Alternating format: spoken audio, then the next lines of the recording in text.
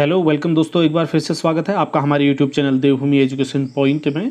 Friends, आज इस video को कुछ लंबे टाइम के बाद हम यहाँ पर लेकर आ रहे हैं। जैसे कि आपको पता ही है, एलटी से रिलेटेड कुछ सब टॉपिक हम यहाँ पर आपसे शेयर कर रहे थे साइंस के। तो आज उसी में हम बायोलॉजी का, आपने देखा होगा अपने सिलेबस में, एम्ब्रायोलॉजी जिसको हम भ्रूणिकी हिंदी में कहते हैं, वो आपके सिलेबस में आपको देखने को मिलेगा। तो दोस्तों, हम यहाँ पर एम्ब्रायोलॉजी से कुछ क्वेश्चन डिस्कस करेंगे। केवल ऐसे क्वेश्चन डिस्कस करेंगे जो इससे पहले किसी ने ये एग्ज़ाम में आए हुए हैं, किसी न किसी स्टेट के, ठीक है, टीजीटी में हो या पीजीटी में हो। ऐसे क्वेश्चन जो बार बार रिपीट होते हैं, अलग अलग तरीके से पूछे जाते हैं।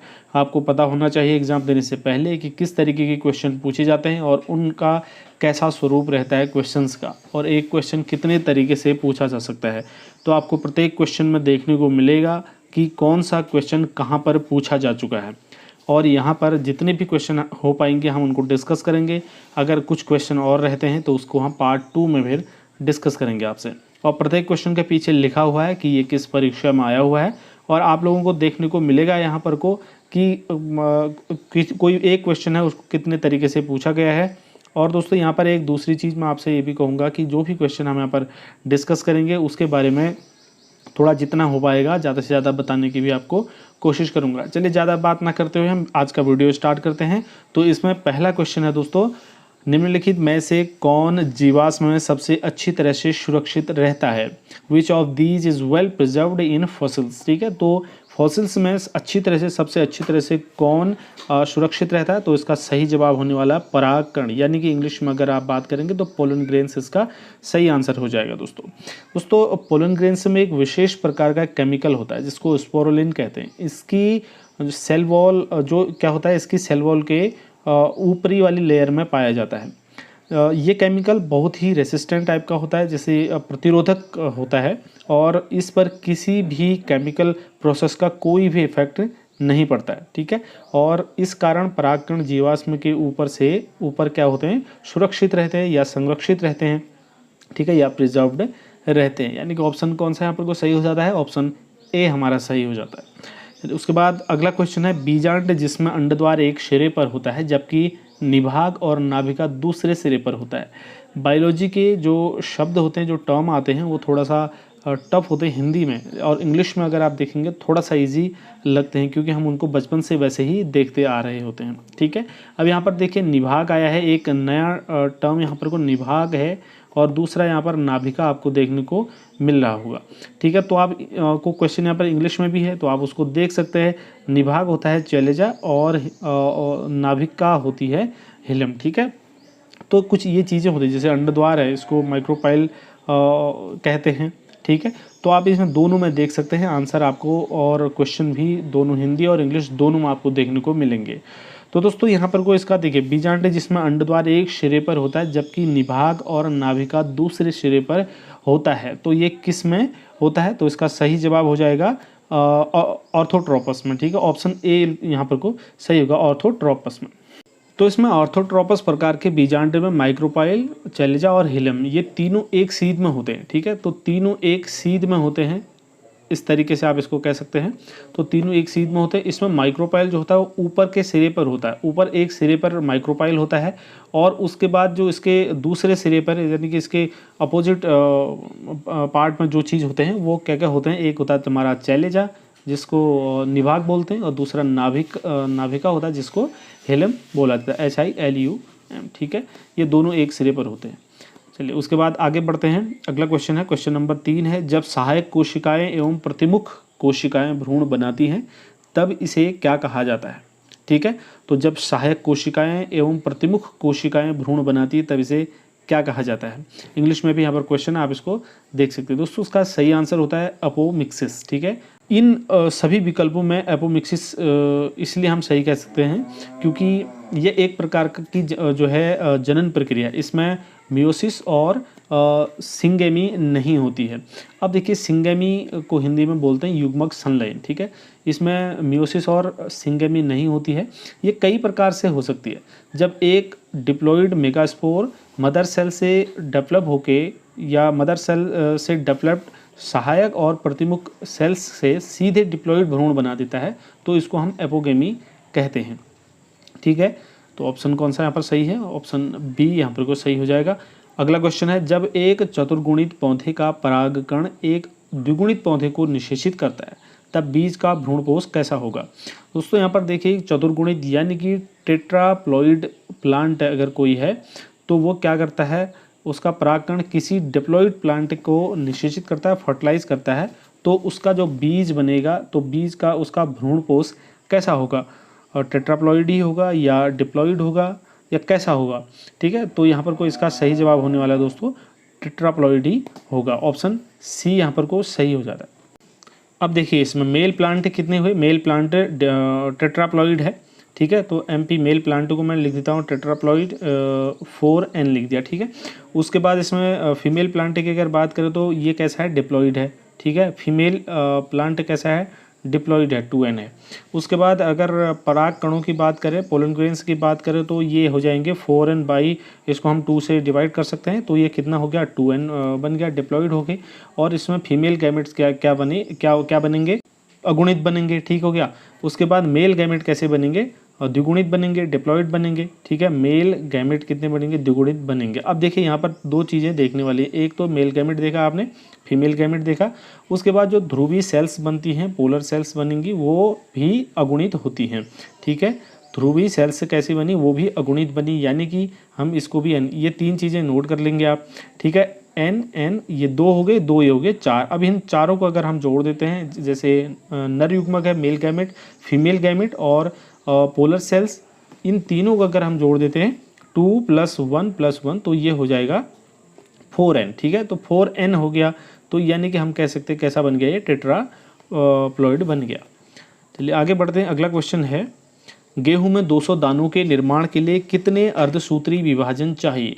ठीक है, अब गेहूं के 200 दानों के निर्माण के लिए कितने अर्धसूत्री विभाजन चाहिए, कितने मियोटिक डिवीजन चाहिए? तो दोस्तों यहाँ पर सही जवाब हो जाएगा आपका 250, ठीक है। ऑप्शन डी यहाँ पर सही हो जाएगा, 250 डिवीजन होने चाहिए। गेहूं में 200 दानों के निर्माण के लिए 200 स्पर्मेटोजॉइड्स और 200 एग सेल्स होने चाहिए। अब एक गुरु बीजाणु यानी कि जिसको मेगास्पोर मदर सेल्स कहते हैं, तो मेगास्पोर मदर सेल्स से 4 मेगास्पोर बनेंगे और इसमें केवल एक ही फंक्शनल होता है, बाकी नहीं होते। देखिए 4 बने, 4 मेगास्पोर बने, उसमें से केवल एक ही क्या होगा? फंक्शनल होगा, जो एक एग सेल बनाता है। हम ये कह सकते हैं कि 200 अंड कोशिका से, यानी कि 200 एग सेल के निर्माण के लिए 200 मेसोसिस करने पड़ेंगे, 200 मियोसिस करने पड़ेंगे, ठीक है। तो यहाँ पर एक सूक्ष्म बीजाणु मात्र कोशिका यानी कि माइक्रोस्पोर मदर सेल से 4 माइक्रोस्पोर बनते हैं और प्रत्येक से एक नर गैमेट बनता है या मेल गैमेट बनता है। और इसको अब हम ये कह सकते हैं टोटली कि 200 मेल गैमेट के लिए 50 मियोसिस डिवीजन करने पड़ेंगे, ठीक है। तो 200 मेल गैमेट के लिए कितने डिवीजन करने पड़ेंगे? 50 मियोटिक डिवीजन करने पड़ेंगे, जिसके लिए गेहूं में 200 दानों के निर्माण के लिए 200 और उसके बाद प्लस 50 वो हो गए, तो टोटल कितने हो गए? 250 अर्धसूत्री विभाजन यानी कि मियोटिक डिवीजन करने पड़ेंगे। कितने हो गए? 200 वो हो गए थे, उसके बाद 50 अलग हो गए थे, तो टोटल कितने हो गए थे? 250 मियोटिक डिवीजन हो गए। तो यहाँ पर ऑप्शन डी सही हो जाएगा। अगला क्वेश्चन है, स्थूल बीजांडकाई बीजांड प्रदर्शित करता है, ठीक है। तो स्थूल बीजांडकाई बीजांड क्या प्रदर्शित करता है? इसका सही जवाब हो जाएगा विकसित बीजांडकाय, ठीक है, वेल डेवलप्ड न्यूक्लियस। दोस्तों स्थूल बीजांडकाई बीजांड क्रेसिन्यूसिलेट ओव्यूल्स में बीजांड का जो न्यूसिलिस होता है तो वो विकसित और बहुस्तरीय होता है। अगला क्वेश्चन है, जायांग प्रदर्शित करता है, तो जायांग क्या प्रदर्शित करता है? इसका सही जवाब हो जाएगा अंडकों का चक्र यानी कि द होल ऑफ कार्पल्स, ठीक है। तो अंडकों के चक्र को प्रदर्शित करता है जायांग, ठीक है। जायांग क्या होता है आपको पता ही है, ये जो है मादा जनन संरचना होती है प्लांट्स में, ठीक है। तो इसको हम गाइनेशियम इंग्लिश में बोलते हैं। जायांग में एक या उससे बहुत अधिक अंडक पाए जा सकते हैं। अंडक के 3 भाग होते हैं। कोई भी अंडक होता है तो उसके कितने भाग होते हैं? 3 भाग होते हैं, जिसमें एक होता है अंडाशय जिसको हम ओवेरी बोलते हैं, ठीक है। अंडाशय ओवेरी होता है। दूसरा होता है स्टाइल STYLE जिसको हम वर्तिका बोलते हैं। तीसरा होता है स्टिग्मा, ठीक है, स्टिग्मा होता है जिसको वर्तिकाग्र बोला जाता है। तो कितनी चीज़ होगी? तीन चीज़ें होगी। जो जायांग होता है इसके तीन पार्ट होंगे ना, ओवरी होगा, इसमें स्टाइल होगा और स्टिग्मा होगा, वर्तिका, वर्तिकाग्र और अंडाशय। चलिए उसके बाद अगला क्वेश्चन है पुजायांगधर पाया जाता है, एंड्रोगाइनोफोर इज प्रेजेंट इन, तो किस में पाया जाता है? इसका सही जवाब हो जाएगा क्लियोमी गाइनेंड्रा में। ठीक है, जब स्टामेन और कार्पेल के बीच की संरचना लंबी दिखाई देती है तो इसे एंड्रोगाइनोफोर कहते हैं। ठीक है, जब स्टामेन और कार्पेल के बीच की का जो स्ट्रक्चर है वो लंबा दिखाई देता है तब इसको हम क्या कहते हैं? एंड्रोगाइनोफोर या पुजायांगधर कहते हैं। क्लियोमी गाइनेंड्रा में ऐसी संरचना ही दिखाई देती है।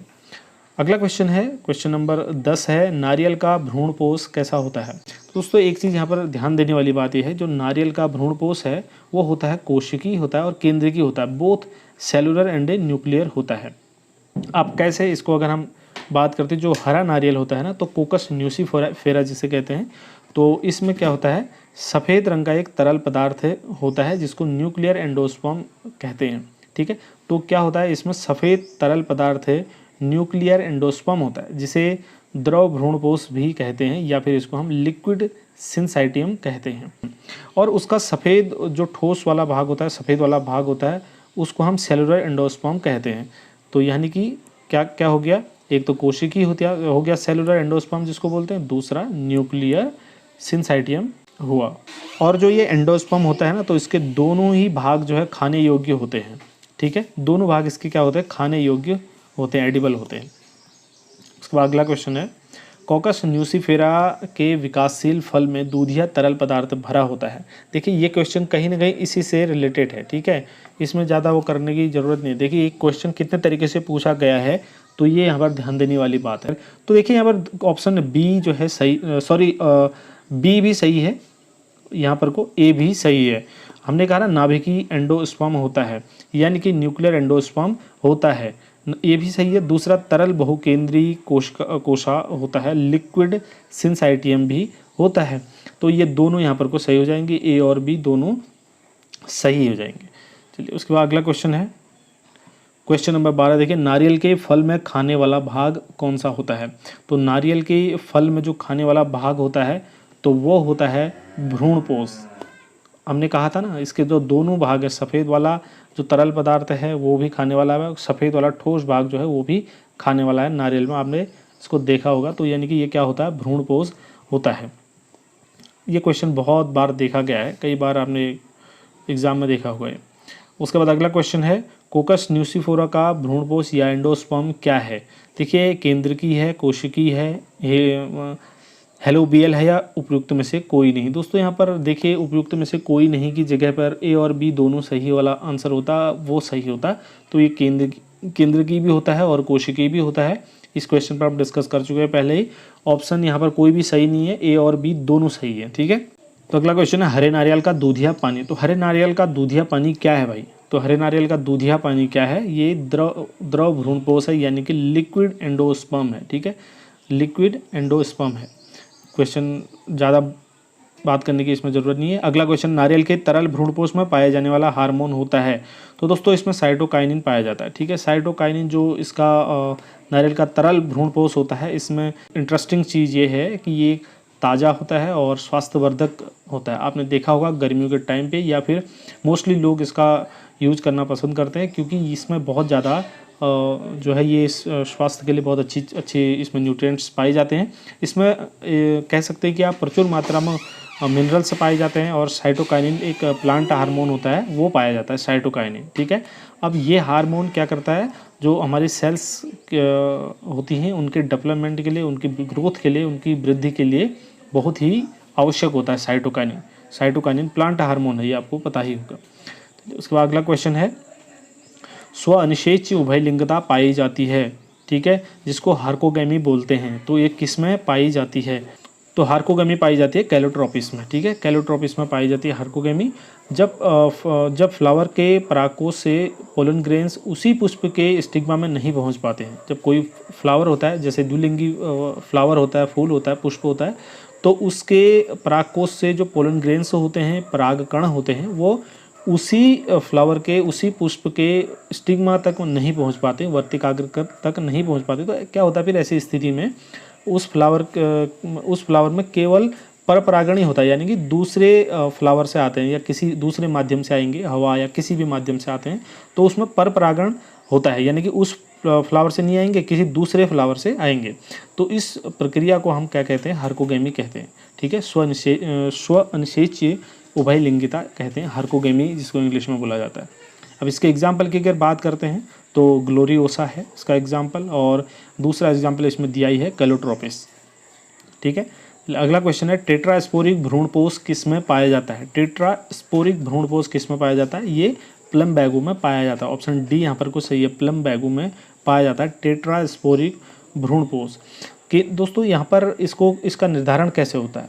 केंद्रकों की संख्या, ठीक है, न्यूक्लियस की जो संख्या होती है और उनकी अवस्था के आधार पर भ्रूणपोषों को बांटा गया है। इनको तीन, इसके जो प्रमुख जो प्रकार हैं उनकी अगर बात करते हैं तो ये तीन प्रमुख प्रकार हैं इसके। नंबर 1 है मोनोस्पोरिक भ्रूणपोष। ठीक है, मोनोस्पोरिक भ्रूणपोष है, तो मोनोस्पोरिक भ्रूणपोष पाया जाता है पॉलीगोनम में। ठीक है, और ओनोथेरा में पाया जाता है, ओइनोथेरा में पाया जाता है और पॉलीगोनम में पाया जाता है। कौन सा? मोनोस्पोरिक भ्रूणपोष।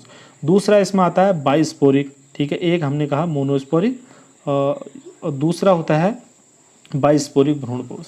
तो बाइस्पोरिक भ्रूणपोष पाया जाता है एलियम में। ठीक है, एलियम में ALLIUM एलियम में पाया जाता है और एंडीमियम में पाया जाता है, एंडाइमियम में पाया जाता है। ये बाइस्पोरिक भ्रूणपोष। तीसरा इसमें जो होता है वो होता है टेट्रास्पोरिक भ्रूणपोष। तो टेट्रास्पोरिक भ्रूणपोष पाया जाता है, जो इसमें एक ऑप्शन दिया ही गया है प्लम्बैगो में, और दूसरा एक होता है एडोक्सा में। ठीक है, और तीसरा है प्लेनियो में, और उसके बाद इसमें पेपरोमिया में भी पाया जाता है, ड्रूसा में भी पाया जाता है। ठीक है, बहुत सारे इसके एग्जाम्पल होते हैं। अगला क्वेश्चन है पॉलीगोनम प्रकार का भ्रूणपोष होता है। तो पॉलीगोनम प्रकार का जो भ्रूणपोष होता है तो उसमें क्या क्या होता है? और ऑप्शन ए है, देखिए 8 केंद्रकीय होता है। ठीक है, 8 न्यूक्लिएट और 7 सेल्ड होता है वो। ऑप्शन ए यहाँ पर को सही हो जाएगा। पॉलीगोनम प्रकार का भ्रूणपोष एक प्रकार का मोनोस्पोरिक भ्रूणपोष होता है। ठीक है, इसमें जो है 8 केंद्रकीय और ये 7 कोशिकीय होता है, 8 न्यूक्लिएट और 7 सेल्ड होता है। चूँकि अधिकांश पौधों में इस प्रकार का भ्रूणपोष ही पाया जाता है, तो अधिकांश पौधों में किस प्रकार का भ्रूणपोष पाया जाता है, अगला ही क्वेश्चन आने वाला है। तो इसमें ये अधिकांश पौधों में पॉलीगोनम प्रकार का भ्रूणपोष ही पाया जाता है। ये भी यहाँ पर 2 क्वेश्चन यहाँ पर से तैयार होते हैं। अतः हम इसको सामान्य प्रकार से हम कह सकते हैं कि ये सामान्य नॉर्मल टाइप का भ्रूणपोष है। ठीक है, और स्ट्रॉसबर्गर ने इसे सबसे पहले पॉलीगोनम डाइवेरेटिकम में देखा था, जिसकी वजह से इसका नाम भी इन्होंने पॉलीगोनम टाइप का ही रखा था। और ये काम इन्होंने किया था 1879 में। ठीक है, 1879 में स्ट्रॉसबर्गर ने किया था। चलिए उसके बाद अगला क्वेश्चन देखते हैं।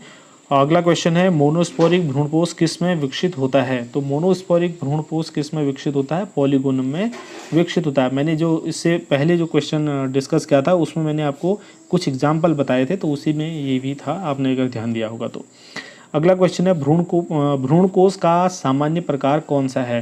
देखिए इससे थोड़ी देर पहले मैंने कहा आने वाला क्वेश्चन है, तो भ्रूणकोष का सामान्य प्रकार कौन सा है? ये है पॉलीगोनम टाइप। ठीक है, पॉलीगोनम प्रकार। चलिए ऑप्शन डी यहाँ पर सही है। अगला क्वेश्चन है कौन सा एक वास्तविक नट है? तो दोस्तों वास्तविक नट यहाँ पर काजू जो है वास्तविक नट है। ऑप्शन बी यहाँ पर को सही हो जाता है। तो दोस्तों जो नट प्रकार के फल होते हैं, जो नट टाइप के फल होते हैं, इनकी फल भित्ति जो होती है वो कठोर होती है और काष्ठी हो जाती है। जैसे एग्जाम्पल की अगर बात करें तो इसमें लीची आ सकता है, काजू है, सिंगाड़ा है, तो ये कुछ इसके एग्जाम्पल हैं। इसकी जो फल भित्ति होती है वो कैसे हो जाती है? कठोर हो जाती है और काष्ठी टाइप की हो जाती है। तो इसको हम जो है नट के कैटेगरी में रख सकते हैं। उसके बाद अगला क्वेश्चन है पार्थेनोजेनेसिस एक प्रकार का है। तो parthenogenesis is a type of, किसका है? इसका सही जवाब हो जाएगा एपोस्पोरी का। ऑप्शन बी में आपको देखने को मिलेगा एपोस्पोरी। बीजांडकाय जिसे हम न्यूक्लियस कहते हैं, तो बीजांडकाय की किसी कोशिका से भ्रूणपोष निर्माण की प्रक्रिया को क्या कहा जाता है? एपोस्पोरी कहा जाता है। ठीक है, और इस क्रिया में डिप्लॉइड एग से सीधे भ्रूण का विकास हो जाता है। डिप्लॉइड एग से क्या हो जाता है? सीधे ही भ्रूण का विकास हो जाता है, एम्ब्रायो का विकास हो जाता है एम्ब्रियो का। उसके बाद अगला क्वेश्चन है परागकोश की दीवार का सबसे भीतरी स्तर टेपिटम है, जिसका कार्य क्या है? तो इसका कार्य होता है दोस्तों न्यूट्रिशन, ठीक है, पोषण जो है इसका कार्य होता है। ऑप्शन सी यहाँ पर देखेंगे दोस्तों। जो परागकोश की दीवार होती है, वॉल होती है, बहुस्तरीय होती है, लगभग 4 से 5 स्तर की होती है। इसमें एपिडर्मिस होती है जो सुरक्षा देने का काम करती है। यहाँ पर सुरक्षा दिया है तो सुरक्षा का काम कौन करता है? एपिडर्मिस करती है।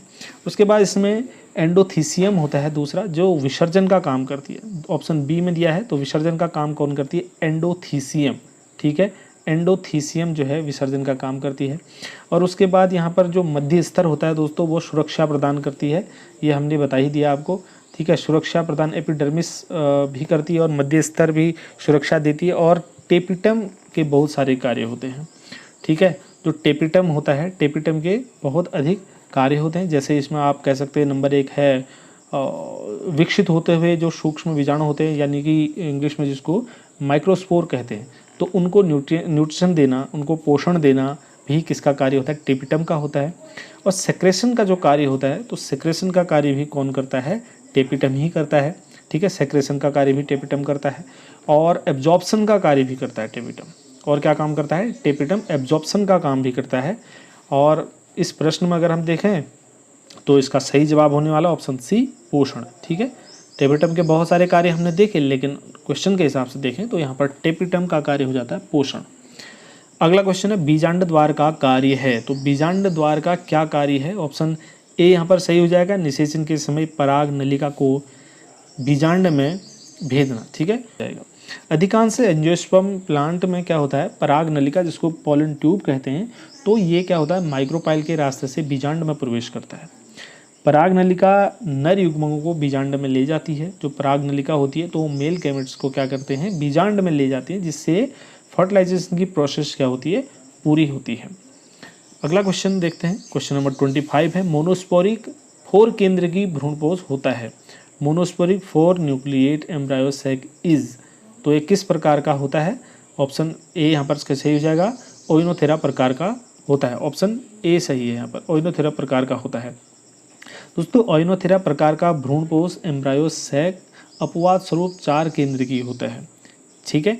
इसके जो सेंटर में केवल एक ध्रुवी केंद्र यानी कि सेंट्रल न्यूक्लियस और 3 केंद्र की अंडो उपकरण के रूप में होते हैं। इसमें प्रतिमुखी कोशिकाएं एंटीपोडल सेल्स अनुपस्थित होती हैं। एंटीपोडल सेल्स क्या होती है? इसमें प्रेजेंट नहीं होती है। ओइनोथेरा प्रकार का भ्रूणपोष एक पॉलीगोनम प्रकार का भ्रूणपोष, दोनों ही मोनोस्पोरिक भ्रूणपोष यानी कि मोनोस्पोरिक एम्ब्रियो सैक के ही उदाहरण माने जाते हैं। दोस्तों अगला क्वेश्चन है 26 नंबर का। 26 नंबर का क्वेश्चन है आवर्ती बीजों में मुक्त केंद्र की विभाजन यानी कि फ्री न्यूक्लियर डिवीजन, ठीक है। फ्री न्यूक्लियर डिवीजन कब पाया जाता है?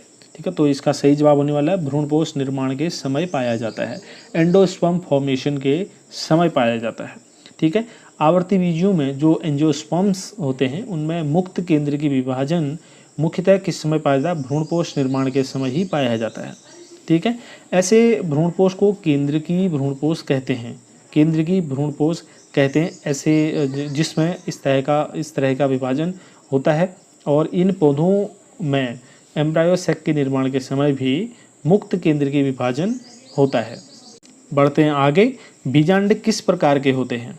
तो बीजांड दोस्तों यहाँ पर अगर ध्यान देंगे आप तो हिंदी में थोड़ा मुश्किल हो जाएगा आपको समझने में, अगर इंग्लिश में आप पढ़ेंगे तो ये आपको थोड़ा सा ईजी लगेगा।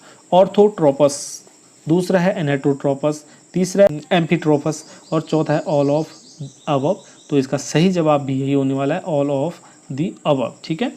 तो इसमें क्या होता है इसको हम थोड़ा सा आगे समझने की कोशिश करते हैं। तो बीजांड द्वार जिसको माइक्रोपाइल कहते हैं और चैलेजा, मैंने जिसको बताया था चैलेजा को क्या कहते हैं? निभाग कहते हैं, ठीक है। तो बीजांड द्वार और निभाग की पारस्परिक स्थिति के आधार पर परिपक्व बीजांड 5 प्रकार के होते हैं। जैसे नंबर 1 है ऑर्थोट्रोपस, जैसे कि आप देख पा रहे हैं ऑप्शन ए में ऑर्थोट्रोपस, दूसरा है एनाट्रोपस, तीसरा होता है कैम्पिलोट्रोपस, चौथा होता है एम्फीट्रोपस, पांचवा होता है हेमी एनाट्रोपस, ठीक है। ये 5 प्रकार के होते हैं। जो सबसे पहला मैंने आपको बताया ऑप्शन ए में जो है, ठीक है, जिसको हिंदी में बोला जाता है ऋजु बीजांड, ठीक है। तो ऋजु बीजांड सीधा होता है, इसमें बीजांड द्वार, निभाग और बीजांड व्रत एक सीधी रेखा में होते हैं। ये सीधा होता है फर्स्ट वाला, इसमें ये तीनों क्या होते हैं, एक सीधी रेखा में होते हैं। प्रतीत बीजांड पूर्ण रूप से उल्टा होता है। प्रतीत बीजांड का मतलब है hemi anatropous, sorry hemi anatropous नहीं होता है, इसका मतलब होता है एनाट्रोपस खाली, ठीक है। तो जो हेमी एनाट्रोपस होता है उसको कहते हैं इंग्लिश हिंदी में अर्ध प्रतीत। तो प्रतीत बीजांड क्या होता है, पूरी तरीके से एक उल्टे टाइप का होता है। इसमें बीजांड द्वार और बीजांड व्रत एक दूसरे के पास आ जाते हैं और बीजांड द्वार और निभाग क्या होते हैं, एक सीधी रेखा में आ जाते हैं। लगभग 80% हम कह सकते हैं, अधिक से अधिक जो मतलब अधिकांश जो होते हैं लगभग 80% आप कह सकते हैं इसको। आवर्ती बीजों में एनाट्रोपस प्रकार का ही बीजांड पाया जाता है। किस प्रकार का, प्रति प्रकार का बीजांड पाया जाता है, ये थोड़ा इंपॉर्टेंट है यहाँ पर को है। लगभग 80% आप कह सकते हैं, ठीक है। लगभग 80% में जो आवर्ती बीजी प्लांट्स होते हैं उनमें एनाट्रोपस प्रकार का ही बीजांड पाया जाता है। अनुप्रस्थ बीजांड में वक्रता के कारण भ्रूपोष मुड़कर घोड़े की नाल के समान हो जाता है, ठीक है। चलिए उसके बाद अगला क्वेश्चन है, संयुक्त परागकण पाए जाते हैं। तो संयुक्त परागकण किस में पाए जाते हैं, तो इसका सही जवाब हो जाएगा दोस्तों देखिए यहाँ पर ऑप्शन पर अगर ध्यान देंगे, एनोना, ड्रोसेरा और इलोडिया, इन सभी में जो है संयुक्त परागकण पाए जाते हैं, ठीक है। तो एक लघु बीजाणु मात्र कोशा, जिसको हम कहेंगे इंग्लिश में माइक्रोस्पोर मदर सेल, ठीक है। तो एक माइक्रोस्पोर मदर सेल से बनने वाले चारों परागकण, चारों पोलन ग्रेन जब आपस में जुड़ जाते हैं या जुड़े रहते हैं तो इसे हम संयुक्त रूप से कंपाउंड पोलन ग्रेन कहते हैं, ठीक है। अब इसके एग्जाम्पल की अगर बात करें तो एग्जाम्पल में ड्रोसेरा आ जाएगा, टाइफा आ जाएगा, इलोडिया, एनोना, ये सारे इसके एग्जाम्पल के अंतर्गत आएंगे, ठीक है। उसके बाद अगला क्वेश्चन देखते हैं। अगला क्वेश्चन और संभवतः लास्ट क्वेश्चन है, दोहरा निषेचन अद्वितीय लक्षण है। तो दोहरा निषेचन यानी कि double fertilisation is characteristics of किसका है, ये फाइकस का है, ठीक है। फाइकस जो है एक एंजियोस्पर्म प्लांट है, फाइकस एक एंजियोस्पर्म प्लांट है, ये पता ही होगा आपको। तो और इसमें जो है डबल फर्टिलाइजेशन का एक यूनिक लक्षण भी पाया जाता है। दोस्तों साइकस, पाइनस, नीटम ये जो है जिम्नोस्पर्म के अंतर्गत आते हैं। हालांकि कुछ जिम्नोस्पर्म पौधे जैसे नीटम में भी ये द्विनिषेचन ही पाया जाता है। और हमने क्या समझा यहाँ पर, जो दोहरा निषेचन है तो वो किस में पाया जाता है, डबल फर्टिलाइजेशन किस में पाया जाता है, फाइकस में पाया जाता है। चलिए ये थे 30 क्वेश्चन एम्ब्रायोलॉजी से जो बार बार पूछे गए थे अपने टीचिंग के एग्ज़ाम में। तो दोस्तों काफ़ी इंपॉर्टेंट क्वेश्चन थे। अगर आपको ये अच्छा लगा है तो प्लीज़ वीडियो को लाइक करना है, शेयर करना है बाकी लोगों तक भी, और चैनल को सब्सक्राइब करना है। जिस टॉपिक पर आपको वीडियो चाहिए सिलेबस के अकॉर्डिंग हम यहाँ पर बायोलॉजी को सॉल्व करने की कोशिश करेंगे, आपको बताएंगे। और उसके बाद भी अगर आपको किसी टॉपिक पर वीडियो चाहिए आप कमेंट करके हमें ज़रूर बताएंगे, और इसका पार्ट 2 भी हम बनाने की कोशिश करेंगे। जो इम्पोर्टेंट क्वेश्चन और इसमें होंगे, रह गए होंगे, उनको भी हम यहाँ पर डिस्कस करेंगे। इस वीडियो में फ़िलहाल इतना ही है, मिलेंगे अगले वीडियो में, तब तक के लिए ढेर सारी शुभकामनाएं। धन्यवाद, जय हिंद।